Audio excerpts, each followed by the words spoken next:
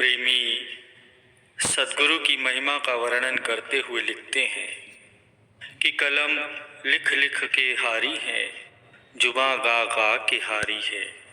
जमी आकाश से ऊंची गुरु महिमा तुम्हारी है। यही तो आया ऐसा मसीहा जिसने अपना बनाया है। जलती हुई इस दुनिया में मिली ये शीतल छाया है।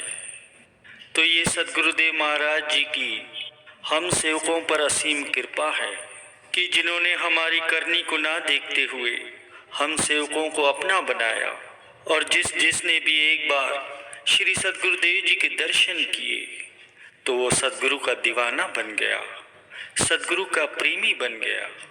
ऐसे ही एक बार हमारे हृदय सम्राट सद्गुरु दाता दीन दयाल जी, श्री पंचम पातशाही गुरु महाराज जी श्री संत नगर में विराजमान होकर सारी संगत को अपने पावन श्री दर्शनों से निहाल कर रहे थे। इधर आगरा में रहने वाली दो गुरुमुख भक्तानियाँ बड़े प्रेम और श्रद्धा से श्री सद्गुरुदेव महाराज जी के लिए भोग तैयार कर रही थी।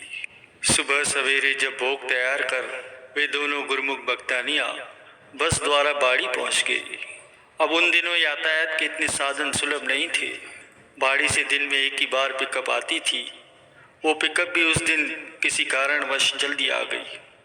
अब बाड़ी से आने का कोई साधन नहीं था। दोनों बेचारी भक्तानियाँ विचलित हो गई।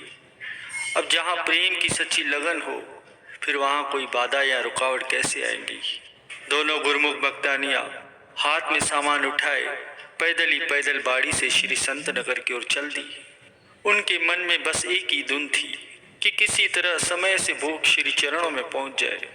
और इधर सद्गुरुदेव महाराज जी हाल में विराजमान होकर सारी संगत को गुरु को वीडियो लाइक करना, सब्सक्राइब करना प्लीज़। बहुत मेहनत से मैं आपके लिए सत्संग लेके आता हूँ। वीडियो लाइक कर देना, सब्सक्राइब कर देना गुरु प्लीज़, और कमेंट में लिख देना जय सिद्धानंद। प्लीज़ कमेंट जरूर करना है आपको, और वीडियो लाइक करनी है प्लीज़। समय दे रहे थे। दोपहर के लगभग 1 बजे तक सारी संगत ने मत्था टेक लिया। पूजनीय महात्मा जी ने सद्गुरुदेव महाराज जी के चरणों में विनती की कि प्रभु अब कक्ष में चलकर थोड़ा आराम कर ले, भोग का भी समय हो रहा है। परंतु सद्गुरुदेव महाराज जी ने जैसे सुनकर भी अनसुना कर दिया। महात्मा जी ने पुनः विनय की। तब सद्गुरुदेव महाराज जी ने फरमाया कि हमें अभी इसी समय गेट के बाहर जाना है। अब चूंकि बाहर धूप बहुत तेज थी और महात्मा जी नहीं चाहते थे कि सद्गुरुदेव महाराज जी इतनी गर्मी में बाहर जाएं, परंतु श्री मौज को प्रबल देखकर वे श्री गुरु महाराज जी के साथ चल दिए। उधर कड़कती धूप में वे दोनों भक्तानियाँ पैदल चलते हुए श्री संत नगर की सीमा के समीप पहुँच गई। और इधर सद्गुरुदेव महाराज जी पूजनीय महात्मा जी के साथ गेट के बाहर की ओर आ गए। फिर सद्गुरुदेव महाराज जी ने सामने की ओर संकेत करते हुए फरमाया कि देखो, ये दोनों भक्तानियाँ इतनी चिलचिलाती धूप में हमारे लिए ही बाड़ी से पैदल चलकर आ रही हैं, फिर भला हम कैसे आराम कर सकते हैं। इतने में ये दोनों गुरुमुख भक्तानियाँ बरसाती नाले के ऊपर बने हुए पुल को पार करके सद्गुरुदेव महाराज जी के समीप पहुँच गई। उन दोनों गुरुमुख भक्तानियों को पसीने से तरबतर देखकर सद्गुरुदेव महाराज जी द्रवित होकर फरमाते हैं, इतनी धूप में पैदल क्यों चलकर आ रही हो, कोई सवारी नहीं मिली। फिर दोनों ने श्री चरणों में विनती की कि स्वामी जी, हमने श्री भोग तैयार किया था। बाड़ी पहुंचकर पता चला कि पिकअप जा चुकी है और भोग समय से श्री चरणों में पहुंच सके, इसलिए हम पैदल ही चल पड़े। उन दोनों का प्रेम देखकर सद्गुरुदेव महाराज जी भी प्रेम विभोर हो गए। फिर उन्हें साथ लेकर सद्गुरुदेव महाराज जी अंदर हाल में जाकर विराजमान होकर फरमाते हैं, क्या भोग बना कर लाए हो, डिब्बा खोलो। गुरुमुखों, सद्गुरुदेव महाराज जी की असीम दयालुता को और उनके अपार स्नेह को देखते हुए उन दोनों गुरुमुख भक्तानियों की आंखें सजल हो उठी। जिन त्रिलोकीनाथ के एक संकेत मात्र से समस्त सृष्टि का पोषण हो जाता है, प्रेम के वशीभूत होकर वे स्वयं अपने सुकोमल तन की परवाह न करते हुए कैसे प्रेम की रीत निभाते हैं, कैसे भक्तों की भावनाओं को पूर्ण करते हैं। प्रेमियों, जो सद्गुरुदेव महाराज जी ने हम सेवकों पर उपकार कमाए, जो उन्होंने हमारे साथ लीलाएं की, जो जो आशीर्वाद उन्होंने हमें दिए उसका बदला तो हम चुका नहीं सकते। ऐसे ही हमारे सद्गुरुदेव महाराज जी श्री प्रयाग धाम में विराजमान थे। उस समय मकर संक्रांति का पावन पर्व मनाया गया। उसके कुछ ही दिनों बाद श्री सद्गुरुदेव महाराज जी पूर्ण धाम चक पर कृपा फरमाई।